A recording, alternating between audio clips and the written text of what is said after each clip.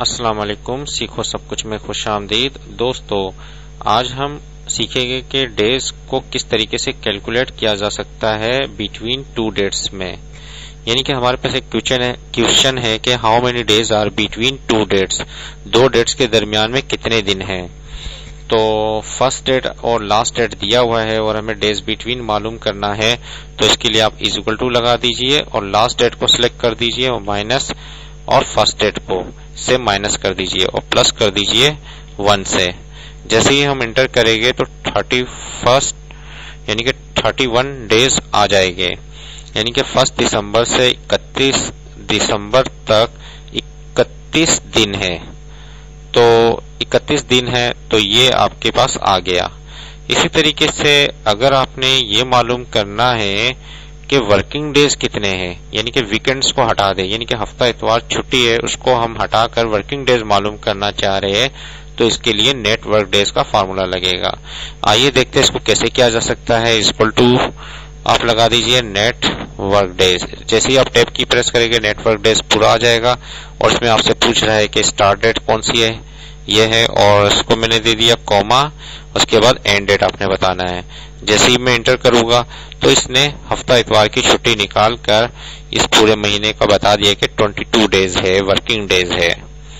इसी तरीके से अगर हमें ये मालूम करना है कि वीकेंड को हटाकर और कुछ हॉलीडेज है, यानी कि 3 दिन की हॉलीडेज भी है, तो इसको भी हटाकर कितने दिन वर्किंग डेज है, तो ये अगर हमें जानना है तो इसके लिए भी हम नेट वर्क डेज का फार्मूला यूज करेंगे, लेकिन हॉलीडेज का इसमें हम इस्तेमाल करेंगे। आइए देखते हैं इसको कैसे यूज किया जा सकता है। Equal to net work days. अब इसमें हमने फर्स्ट डेट बता दिया, कॉमा, लास्ट डेट बता दिया और कॉमा, और उसके बाद हमने ये 3 हॉलीडेज को सिलेक्ट करना है। तो इसको मैंने टेबल का एक नाम दे दिया है हॉलीडेज 2 का।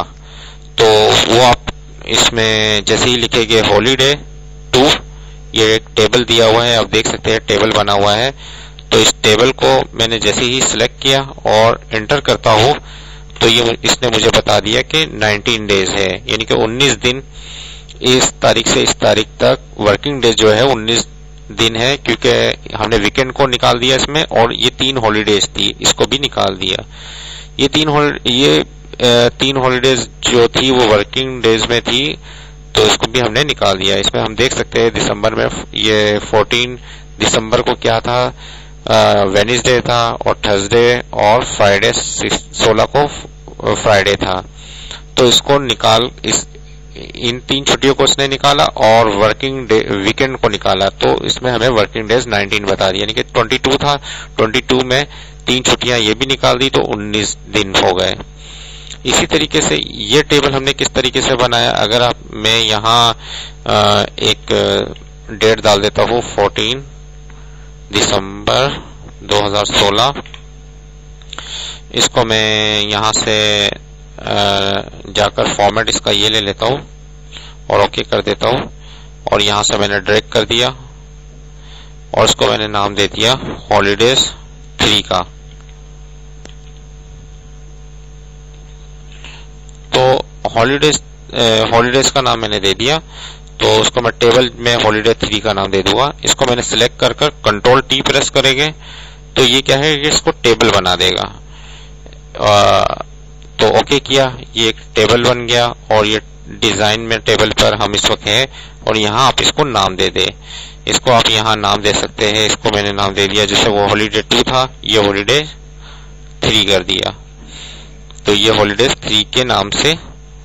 अब जब भी मैं इसमें इंसर्ट करूंगा तो यहाँ हॉलीडे 3 दे दूंगा, तो ये 3 दिन की छुट्टी भी ये यहाँ से निकाल देगा। तो इस तरीके से नेटवर्क डेज का यूज किया जा सकता है। आज हमने डेज कैलकुलेट करना सीखा 2 डेट्स के दरमियान में। उम्मीद है कि ये वीडियो आपको बहुत पसंद आई होगी। लाइक और सब्सक्राइब करना मत भूलिएगा। दोस्तों, आप मेरे चैनल को सब्सक्राइब जरूर कीजिए ताकि कोई भी नई वीडियो आए तो उसका नोटिफिकेशन आपको मिल जाए।